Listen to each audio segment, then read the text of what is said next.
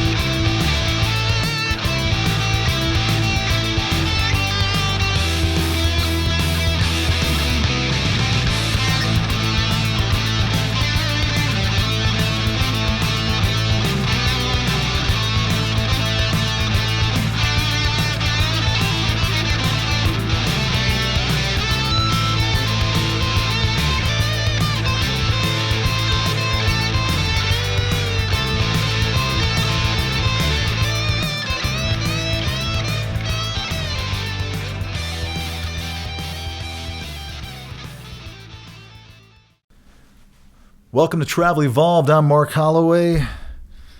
Navigating a bad assignment.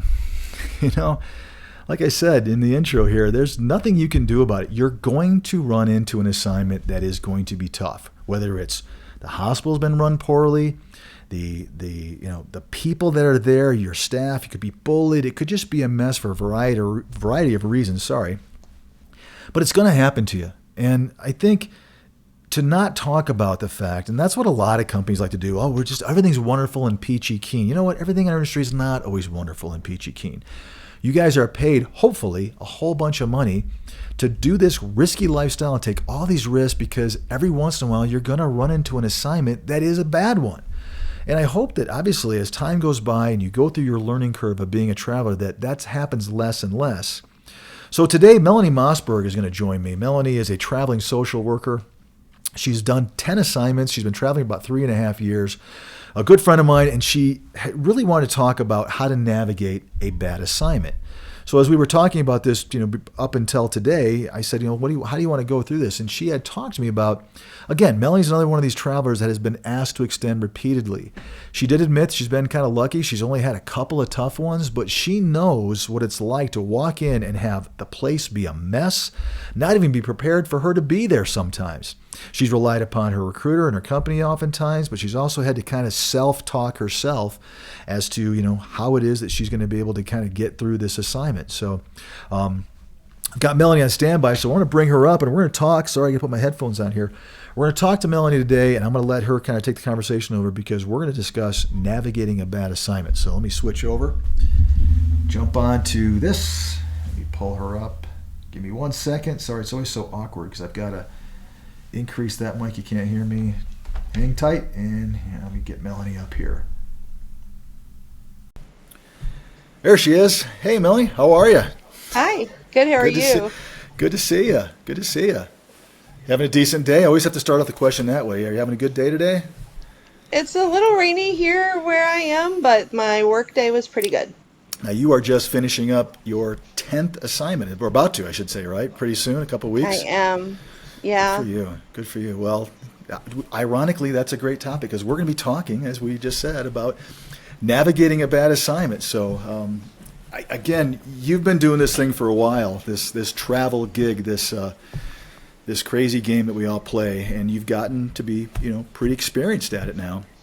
So, again, I always say my guests are the ones that kind of create the topic line, and you and I contacted each other a while back. We've known each other for a while, and you said, I really want to help some your listeners and people that are watching and listening to us really kind of navigate a bad assignment. So again, you created the topic, and I love this topic. I think it's a good one. It's one that again, like many topics when I have guests on, I can't talk intelligently about it. I've certainly been around long enough to be able to give my input and try to help, but at the end of the day, we're kind of helpless to to almost be a listener, whether you're a CEO or a recruiter. So let's just jump in, and I guess let's talk about, I think first and foremost, a bad assignment can happen to anybody, right? It's not something that you plan on. It just happens. I mean, that's just the way it goes, right? Yeah, absolutely. That's fair to say. So you do the best you can to, obviously, you're looking at maybe pay rate, maybe you're looking at location, a combination, or for whatever reason attracted you to that particular facility or assignment, and you get there and, oh no, I've got whatever the things we're going to talk about, different variables Yeah. of different things that can go wrong. But I guess the first thing is that I just want to, as everybody knows, and again, maybe I'm talking more to new travelers, this stuff happens to everybody, whether you're a veteran traveler like yourself or a newbie. It's going to. If you're traveling any length of time, you're going to run into an assignment that, I'll use the fingers in the air, the quotes, is bad for whatever reason. I mean, it just happens. Yeah, I mean, I think the biggest thing to think about when you're walking into assignment, seasoned or green, expect the unexpected. So, even just, and I think I'll start kind of with the interview process. I think for most of us that are interviewing, you're just excited for the opportunity. You kind of hear some of the things you want to hear. But oftentimes when they say, do you have any questions? We kind of freeze and we don't ask the right questions. And I think sometimes that can make or break an assignment because it can kind of help you visualize what you're walking into. I think typically we're walking into chaos. People are, hospitals are short staffed. You might be covering a medical leave. You might have no management whatsoever in place. There's lots of different variables. But I think starting off asking some of the questions of, the size of the department or what the layout of the department is. Something as simple as, will you have a desk or will you have a phone, or, just some things that might seem common sense and you're going to assume you have these things. Don't make that assumption, because chances are it'll be farther from what you think it will be. Um, Right. Right. so And that's got to be tough because, again, for those seasoned and veteran people, you guys probably have learned some of the questions that are important to you. And you're right, it could be anything from something very specific to that unit, could be patient acuity, or even like age for different patients that see different kinds of things. It could also be something just in regard to the hospital itself, or even the community in which the hospital is in, right? So it doesn't necessarily have to be, I guess, where I'm going with this is that you never know what's going to be a problem on assignment. So you're trying to cover as many different aspects of what potentially could be important to you that you really aren't thinking about in the interview. Oh yeah, absolutely. Yeah. I mean, that's just it. And a lot of times too, you're told one thing and you show up day one and things look and feel very different. Going in open-minded, of course, as a traveler, that is most important. Being open-minded, being flexible. You might have signed up for something and it's going to be totally different, and it's important to try to have your own meeting with yourself to say, hey, can I really do this? Is it worth hanging in? Even from I'm a first impression kind of person. Hmm. So typically from an interview, I get excited if the hiring manager just sounds enthusiastic, sounds responsive, very team oriented. That kind of is my rah rah moment. Okay, I think I want to come here. But Right. then when you show up and it's different, you kind of feel let down from the get go.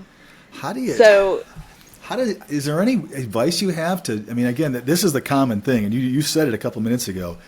You're expecting one thing, and you get there, and something is totally different. I mean, I know I'm putting a spot here, but any suggestions as to how you can try to figure out if you're being interviewed, I guess, honestly or ethically, and what you are going to walk into is potentially what you're hearing? Is there any kind of tips you might have that kind of like, ooh, that doesn't sound right, or is there any way to kind of learn that learning curve and be a little more aware, whether before you accept the assignment, that this might not be the right assignment for me? I think it's tricky. It's certainly tricky. A couple of Yeah. different things I could certainly say from experience, and some things I've learned now moving forward. You're working with a recruiter. Well, the recruiter works with the client manager. The client manager works with the hospital. It's almost like the telephone game. The hospital tells the client manager one thing, Client Yeah. manager tells your recruiter another. Your recruiter tells you something that's completely different. So it's okay when you're interviewing for a position to say to your recruiter, can I talk to the client manager? They might know a lot more than your recruiter does. For whatever reason, that information didn't get down the pike. And there's questions there, even something as simple as a hospital size or what demographic, what floor are they looking to fill, or so many little intricate details that in the grand scheme of things are really important for a traveler, especially to know ahead of time. Because we're often, it's very hurry up and wait. You get an offer almost simultaneously on the phone or right after you hang up from your interview. You on board and you're there in a week or two. And so sometimes it's kind of, oh, wait, I forgot to ask that question. And it's okay to go back and tell your recruiter, hey, I've got a couple more questions. I need to make sure this is a good fit before I say yes and accept the offer. I like that. A couple of things you said here I wanted to ask you about. First and foremost, you made a really excellent point, and I don't think I've ever covered that, and that is that you're right. There is somebody at that agency potentially that has a potentially more experience working with that facility or that vendor that may have years and years of a history, has sent maybe dozens of travelers to that facility, and obviously different walks of life and different specialties. But you might be dealing with a recruiter that's either brand new or maybe only has sent a handful of people. So I love that suggestion because it really is. There's some things that account manager or a client manager, depending on what the agency calls it, that may have more experience, whether it's things you're going to need for onboarding that we can be prepared for, or just an overall history of what their experience level has been, maybe in your department or your unit, maybe not, but it's another avenue to explore. I really think that's an excellent suggestion that I don't know if a lot of travelers are comfortable, but I would recommend, and I'm sure you would too, to ask your recruiter, let me just spend 5 minutes talking to your account manager. I just have some questions about the facility or maybe the unit, see if they have any answers. Yeah, I mean, you are your best advocate. Your recruiter can tell you all day long they're there for you, but unless you speak up and advocate for yourself, you're never going to know. And, every question's a good question. And this is your time to shine good, to put the light on yourself, to sell yourself for the position, but it is okay to turn down a position. And I've done that quite a few times because I just didn't get the right feel. Right. Who's to say it wouldn't have been a great position? You just don't know until you get your foot in the door and see what it's all about.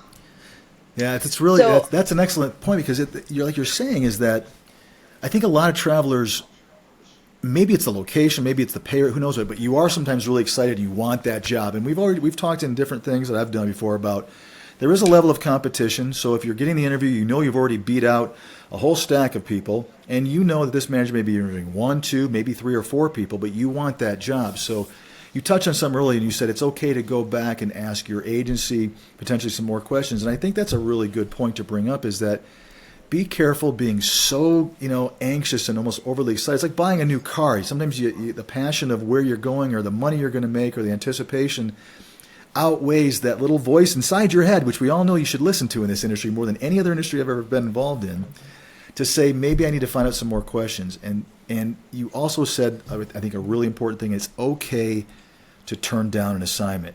I think some of the best advice. If there's something that you're hearing, even if it's a little thing, that little thing could turn into I knew it, and you're telling yourself, I told you so, I knew I should have done that for 13 weeks potentially. right. Well, and that's just it. I mean, moving into a contract. So say you accept the offer, everything sounded great, and you show up on day one. You know there is no perfect onboarding experience. One hospital, I showed up. I was sent to HR, which was off their regular campus. I did 2 hours of online paperwork that could have been done online without physically being there. And Right. then I had nowhere to go. The hospital didn't know where I was, and they weren't expecting me. My recruiter had no idea, so they had to go back to the account manager. And I sat in a parking lot for over an hour just waiting to figure out what's my next step. Wow. So, for my quote unquote nightmare assignment or bad assignment, that was day one. So, yeah. Yeah, that doesn't sound like fun. You mentioned onboarding, and you're right. And again, I've been doing this as I've documented so many times here. I think I say it every episode. I'm a dinosaur in the industry for now coming up 21 years. I have watched the onboarding / credentialing process, whether it be what you're working with your agency to getting all your certifications, maybe your medical immunizations, all the things they want. I have watched that list grow from literally, I'm going to go back to a long time ago again here, 5, 6 documents to the list is unbelievable. I'll never forget a couple of years ago I went into the credentialing department, and I was blown away because I hadn't paid a lot of attention. I saw the list for a particular vendor, and I'm like, you've got to be kidding me. And then there's, of course, the onboarding that you get, the orientation you're getting at the facility, what you're talking about. Any thoughts on, I guess, is that ever, the amount of work that has to be done up front, is that ever kind of a precursor to what the assignment's going to be like, or is it totally, non-relatable, so to speak? And I think that goes back to expect the unexpected. I've had assignments have me do modules for a whole day before I even arrived. And then I've arrived and they said, oh, well, we carved out 4 hours for you to do those. Thank you, but now we don't know what to do with you. You don't know what you don't know. And these are questions going back, filtering through that system. I can only imagine from an agency standpoint, the credentialing side of things, because, the client, the hospital says they want, A, B, C, D. Then they come back and say, but wait, we need more. Or wait, that's not the right immunization, or whatever the case may be. So it is a huge, stressful, and emotional roller coaster of the onboarding experience. And no matter how much you think, okay, I'm good, walking in day one, there's always going to be something. So having the patience and understanding to know that in the back of your head, there's no perfect assignment. And sometimes assignments are what you make it in the bad situation, as what we're talking about today. You just kind of got to roll with it, and keeping those communication lines open. We all have learned what teach-back is. So whether you're talking to your recruiter, your hospital, your, whoever, hey, I need this, and okay, now you repeat it back. So you make sure, okay, I heard you just say, I need this immunization, I need this piece of paper signed here, I need this scanned back, no, I need this faxed, I have to go here for this test. Just making sure everybody's on the same page. Yeah. And we're in this industry, we're all detail-oriented, multitaskers, so it should be an easy process. Unfortunately, it never is. No, it really isn't, and you're right. Obviously, the side that travelers don't see, and is there is typically about as much credentialing and onboarding that happens on the back end, whether it be background checks, all the different, OIG, SAM searches, you name it. All that has to be done on the agency side that the traveler oftentimes doesn't even see. So it is a long list, and you have to be very detail oriented. Would never be a good credentialer because I go in and drop bombs and leave, walk out of the room because that's just my personality. Get this done, let's go, here we go. If I had to sit there and do it, I would fail, and everyone knows that works with me.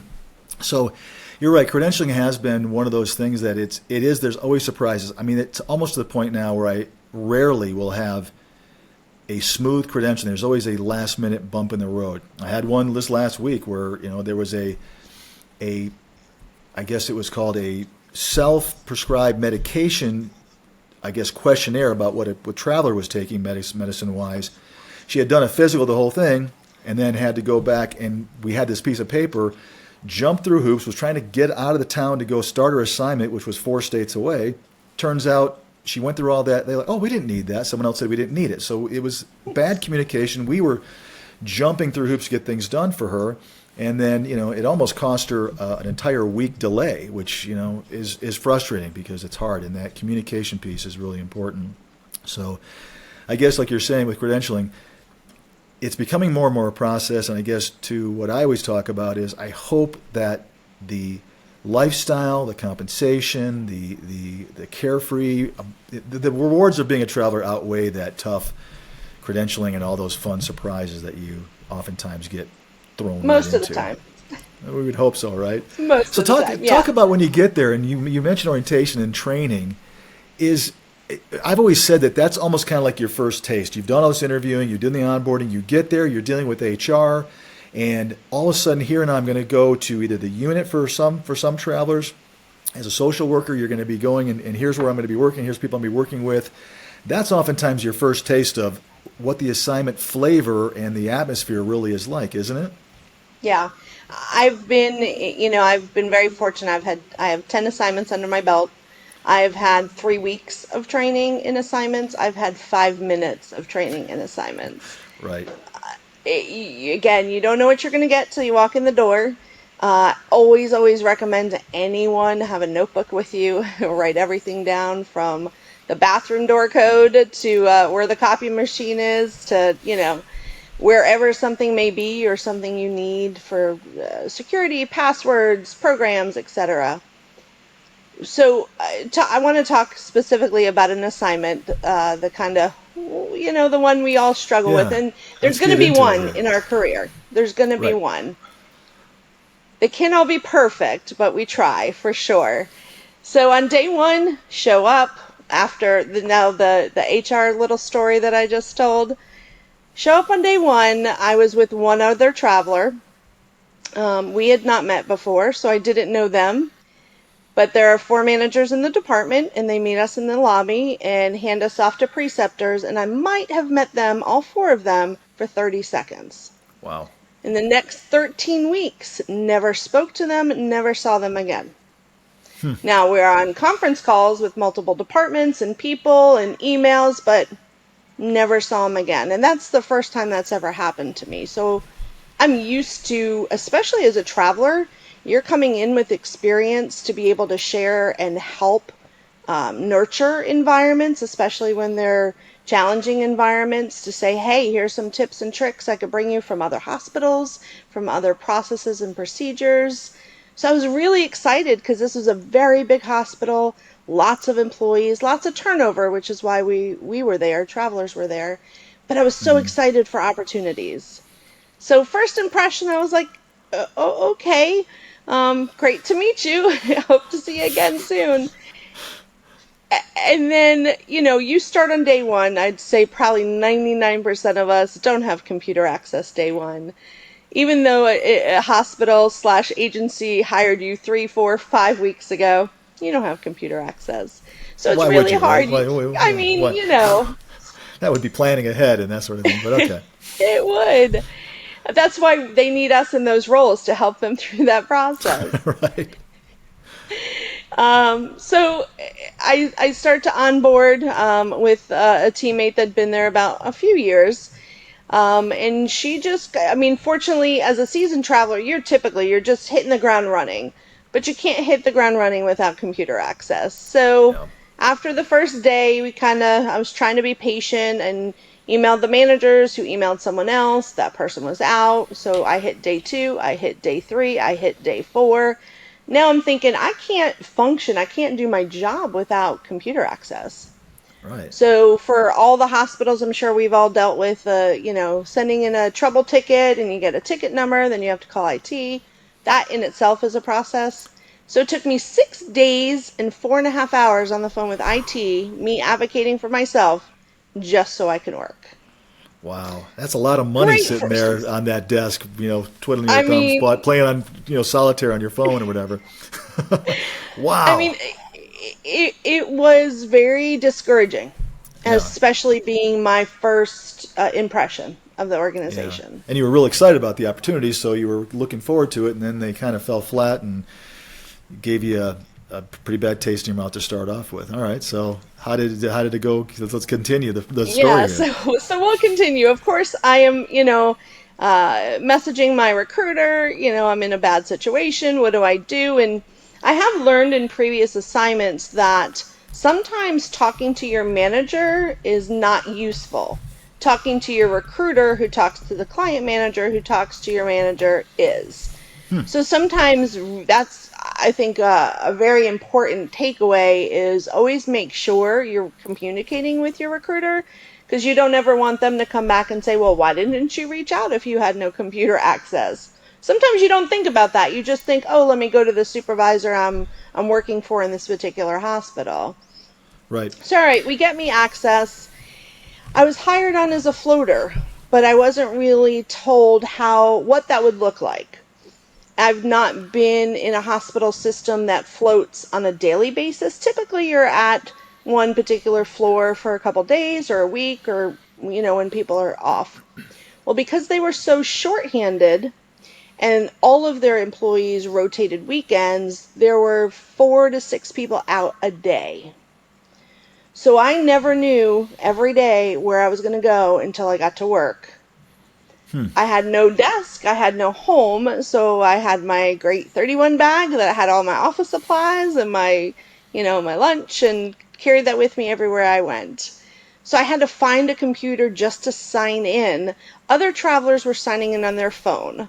I said, no, no, Okay. no, I'm not going to use my personal cell phone to log in to see their schedule Right. because they can't communicate with us. We just have to figure it out as we go.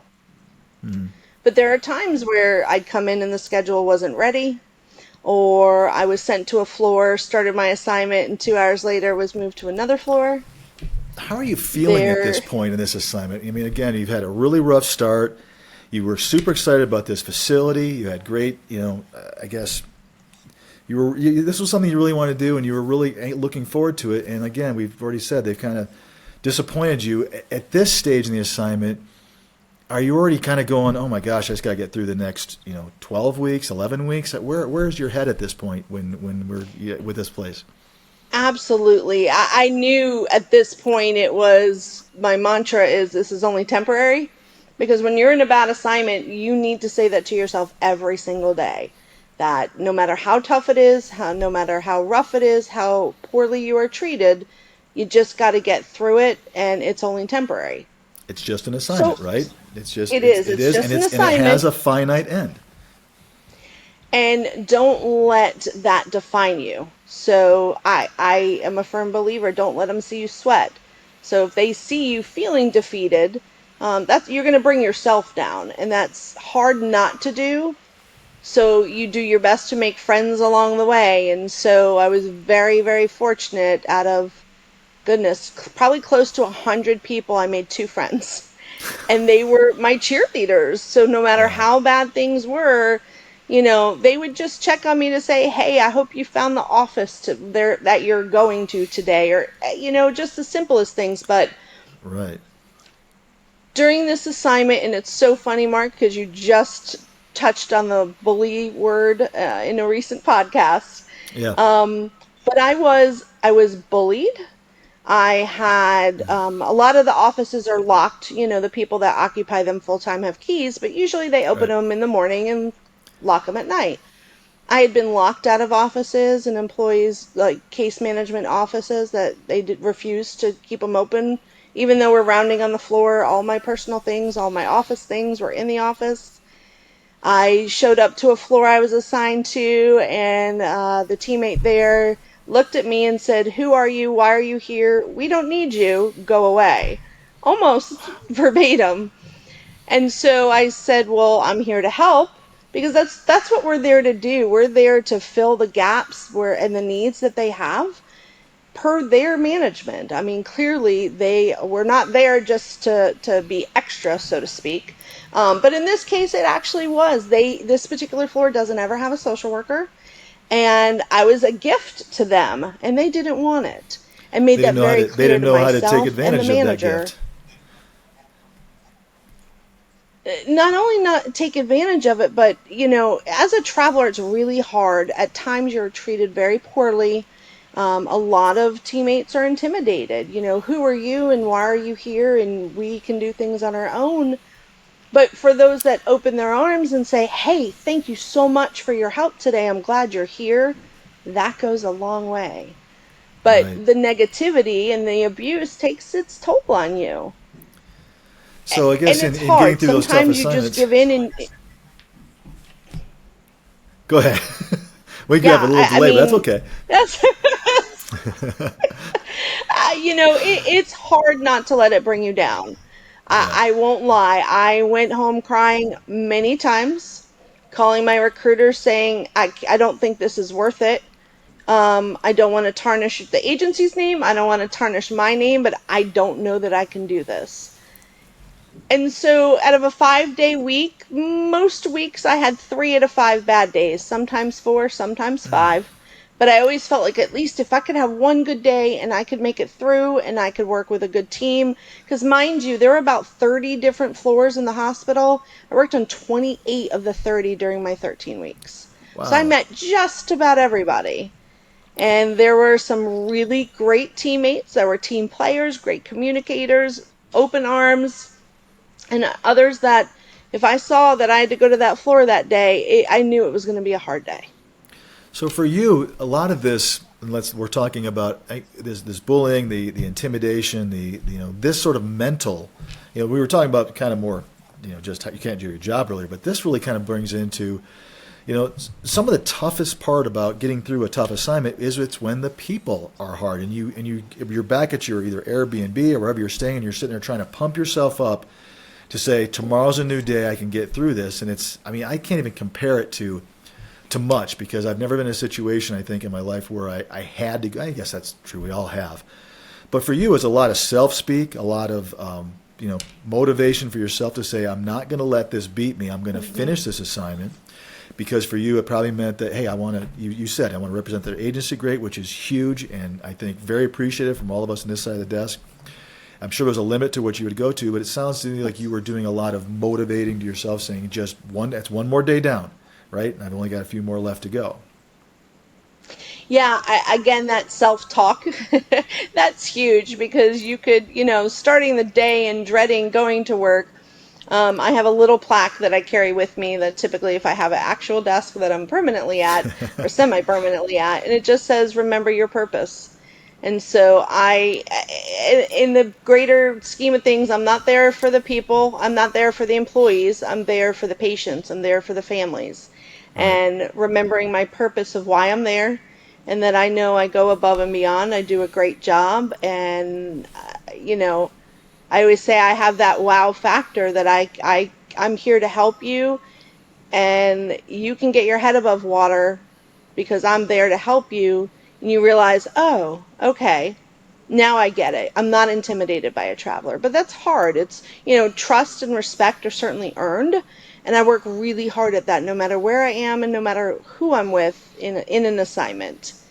That's But good. I You think, may, Let's say you mentioned something earlier, and I want to circle back around. I have been known to be a recruiter basher, so to speak. I mean, I am. There are times when I have said, let me qualify that. I think there are some really terrible recruiters that I think are worthless in our industry. I also will say, and I'll say it here on this podcast and this YouTube channel, that there are some really awesome recruiters that can, in fact, get you through this. And you said something just a minute ago, and I really want to bring it back to that for a second. You talked about communicating with your recruiter. You talked about making sure that they're in the loop because you said sometimes a recruiter can be more beneficial. And I'm sure the same thing applies to when you're having a bad day.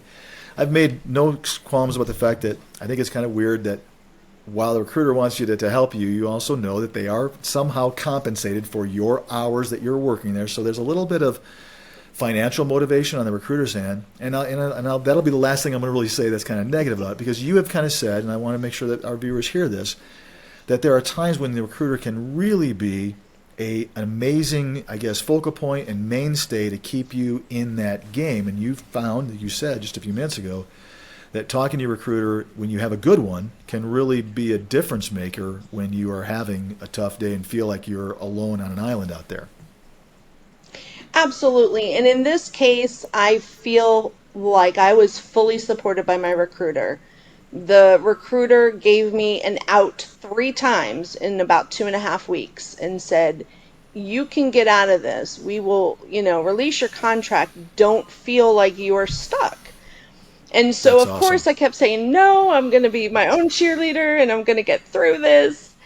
And, it was hard. It was gut wrenching. But I learned, through any bad experience, personal or professional, I want to learn something from it. Having a learning experience and the what not to do or the what to do in the future. As I've become a seasoned traveler, I've learned a lot from that. And so, looking back, as frustrated as I was, I tried to turn as much negative into the positive to say it was a great learning experience and I persevered. I made it through. But it's okay to, I'm trying to think of the right what to say. It's, I guess it's okay to feel defeated, but not let it define you, if that makes sense. It does. Absolutely, it does.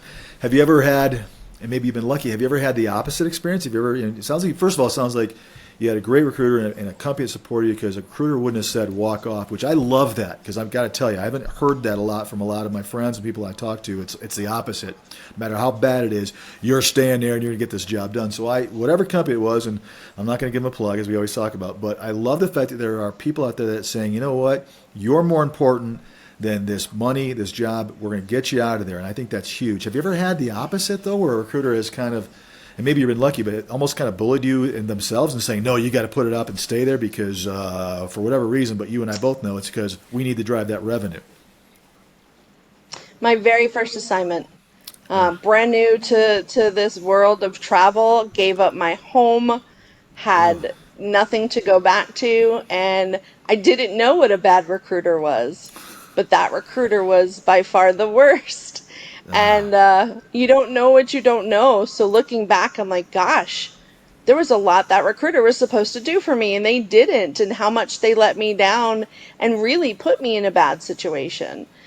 So out of 10 assignments, I've had two not great assignments, and the rest have been fantastic. And that's so I'm good. very grateful for that. But yeah, so there's the good recruiters and there's the not so good recruiters. Well, and it obviously has a big bearing on it when you have something where you want to. So, like you said, when you've had a bad one, you run into trouble, right? So, let's say you have an issue. What's your recommendation? Let's you can come up with a scenario you want to, but you run into trouble, and this is what you're going to recommend to our listeners and our viewers as to the first thing you should do and how to walk through a problem, whatever that problem may be. First and foremost, remember it is only temporary, and that's hard to hear every single day. But really and truly, 13 weeks is a blink of an eye. And if you've been traveling for a while, you know that. I cannot believe I've been doing this for 3 years, 10 assignments, eager to go to my next one.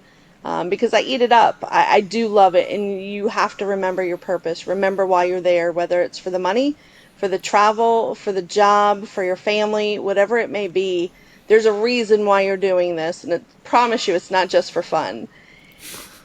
You know, persevering through it, building your people around you, I think, is really important in the industry. Just about every assignment I've been to, except I think for one, because I was the only traveler, I've made traveler friends along the way. And that's so important because they understand what you live and breathe on a daily basis. And having them to vent to turn to for advice, hey, I'm going through this. What do you recommend? Sometimes it's happening to them too, and you don't even know it. I've been on assignments where there were a half a dozen other travelers with the same company that I hadn't even met, never even talked to.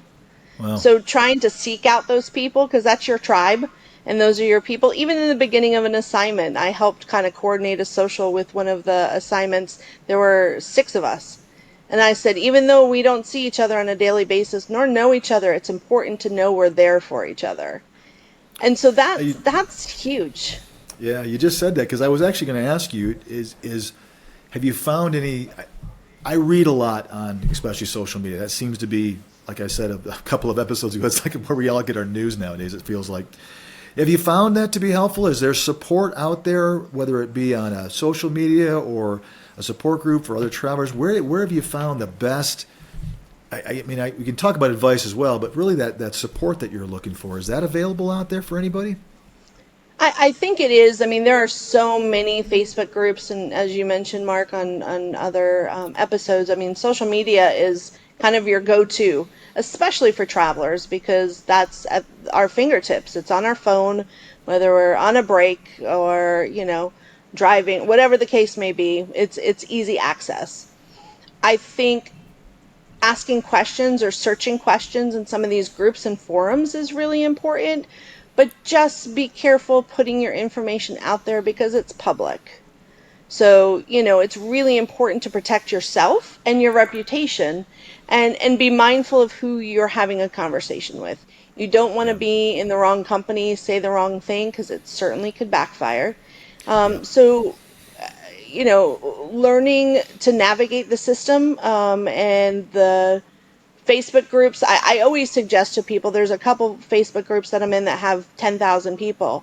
And Hmm. oftentimes you hear the same question over and over. And I always say, hey, hit a search first, or find someone that might have responded and message them privately Yeah. and ask them a question. Because I know for me, I will share anything anyone wants to know.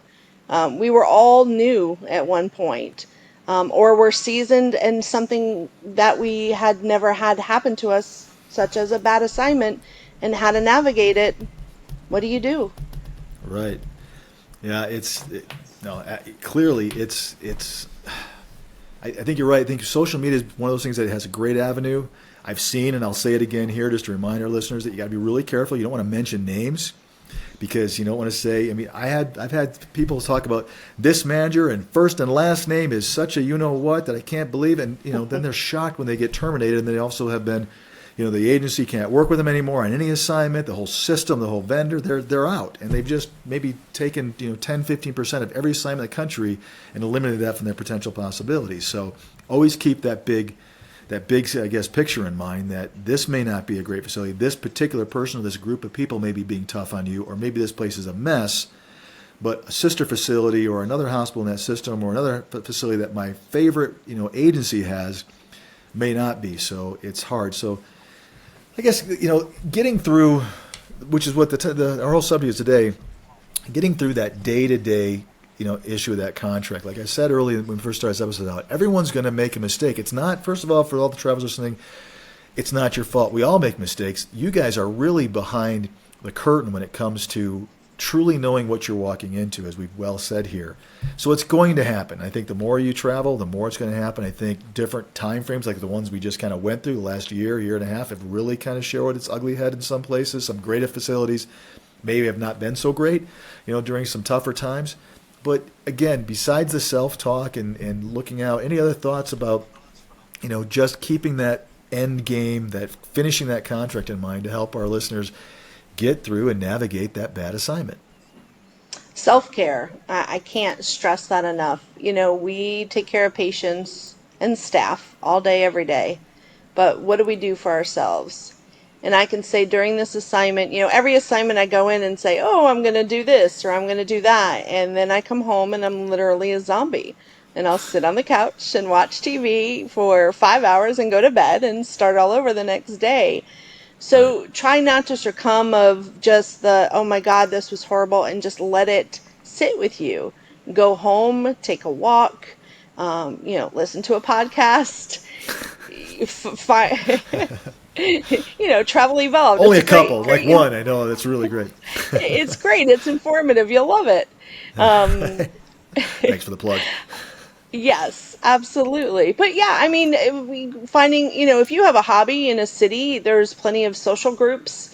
There's so many different ways to occupy your time. And I will say, my home hospital where I was for 6.5 years, I brought my patients and my staff and my hospital home with me. I don't do that very often in the travel world. And that's one huge benefit is, Yeah. tomorrow's a new day, but tonight I'm going to see a concert. I'm going to go to a movie. I'm going to go explore a food truck. Whatever it is that you can do for yourself. I know during the pandemic for me, I hosted Zooms with friends. I played games online with friends. And having that to look forward to can totally change your disposition for the day. If you Right. go into work and say, I got 8 hours of whatever I'm going to get, but when I get home, I'm going to do this. That's huge. I mean, I hate to say it's mind tricks with yourself, but it kind of sort of is whatever you can do to keep a smile on your face, smile in your voice when you're talking to people at work. That's how you make it through the day. And that's how you Right. survive and how you continue to shine. You're right, and it's like we've always said. I've oftentimes tried to remind travelers, because again, I'm not a traveler, that if you look at this from an aspect that you have an advantage, like you just said. You used to bring your work home with you every day because that's what all of us tend to do. I do it. I trust me. I come home and I tell my wife and just start dumping on her if it's a bad day, or I'm excited and want to talk about work if it's a good day. She's like, I don't want to talk about your job anymore. But as a traveler, if you really mentally kind of frame it that this is a contract assignment, and while you can think about your patients or the people that you want to, maybe work on or research or think about what you have to deal with the next day to help them, the politics, the bureaucracy, the problems in an assignment, that stuff you really can let go because you got to, like you're saying, you have an advantage that it's only temporary, which is, I think, something that a lot of travelers oftentimes forget. And that's what we're here to remind them that this is, you're going to have the assignment. You just got to navigate through and get through that thing so that you can come out the other end of it with another assignment on your resume. Maybe it's a great location that you may not have a great experience, but the facility was great. But you've now got another, feather in your cap, another notch in your lipstick case as another assignment I've done, which makes you more marketable for the next go around, right? And that's, again, whether it's a mind trick or not, there are a lot of reasons that you would like to navigate and get through an assignment. I love that your company offered you an out if things got really bad. I think that's not as common as I'd like to see. Hopefully that changes as time goes by. But you can get through it, and when you do get through it, you come out and you're like, okay, lesson learned. I learned a lot, right? Oftentimes you learn more from bad stuff than you do about good stuff. And at the end of the day, you have to give yourself a pat on the back because I really thought that assignment would break me. And coming out of it, I was like, I can't, it's just like running a marathon. You can't believe you did it, but God, you're proud of yourself after you do. And, I'll always look back at the assignment and ironically smile, although cringe, but smile because at the end of the day, I survived. And if I can get through a contract like that, I feel like in the future, no matter what I face, I can hit it head on, but I also know more questions to ask during that interview process or even the onboarding process to try to set yourself up for success. And that's all we want. We want to go into an assignment, be as helpful as we can, and be successful. And stay happy. Yeah, I mean, so like you said, you just touched on it, and I'll just reiterate what you just said, and just say it again, is that sometimes a tough assignment actually makes you stronger.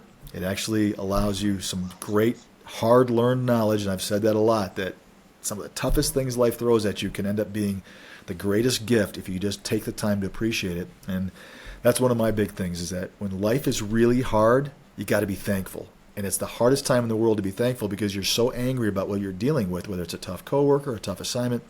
But the fact is, it's a gift. It's a gift that you are being given as a lesson learned that you're going to take from now on, as long as you learn the lesson, right? And you can kind of move forward, whether it's how to interview or just the fact that I did it. And I love that attitude that if you bail and let the assignment get the best of you, you may not have taken anything away except for that you can learn how to quit and walk away. Whereas if you finish, you just rose a couple notches in your own head and probably on paper as well, which I think is awesome.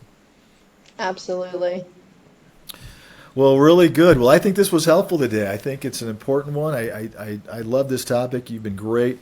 Again, you're a seasoned traveler. You've learned some things that I think a lot of folks are, and you do. As I said before we came on, is that you've been extended multiple times. So you've had some rough go rounds, and I love the fact that 20% it sounds like of your assignments were tough, 80% were great. So it tells me you're picking some good ones.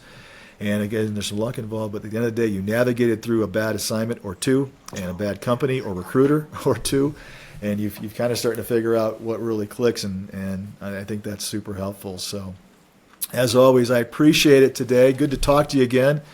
Thanks so much, Mark. We'll be in touch, you bet. I'll talk to you here soon. Thanks again, Melanie. I really appreciate it today. Thanks. All right, talk to you in a bit. Awesome. Oop. Awesome. There we go.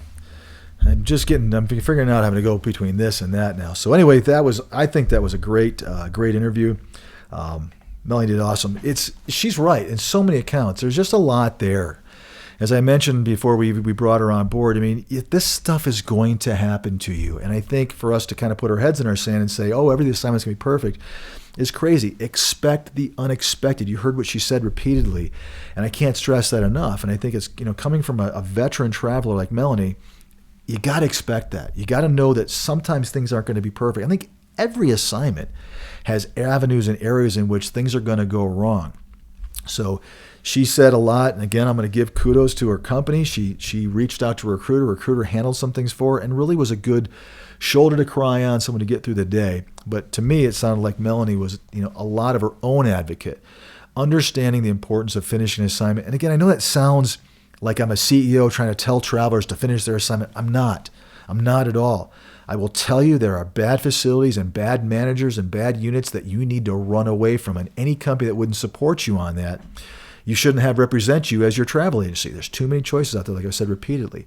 But when you find a good company like what Melanie had found, that did say and gave her multiple times to get out of that, I think that's huge. And that speaks volume about, again, I've always said, there are some good companies in our industry. So don't be too discouraged. If you're with one that you felt like she said, that was trying to make her, bully her that she had to stay, that could be your first clue that this might not be the right company. You guys have all been there. There are times when it does make sense and you want to hear your company say, do you want to get out? Do you need to get out? That's got to be music to your ear.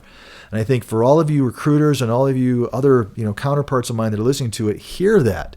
There are times when we can say, this facility sucks, okay? It's bad.